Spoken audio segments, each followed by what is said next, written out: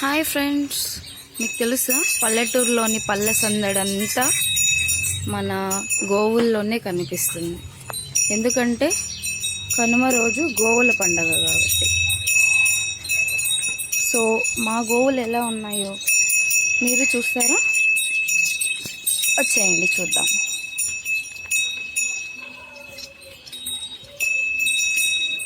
అవి అలా సవడి చేస్తూ తింటూ ఉంటే ఆ శబ్దం ఎంత ఆనందంగా ఉంటుందో తెలుసు.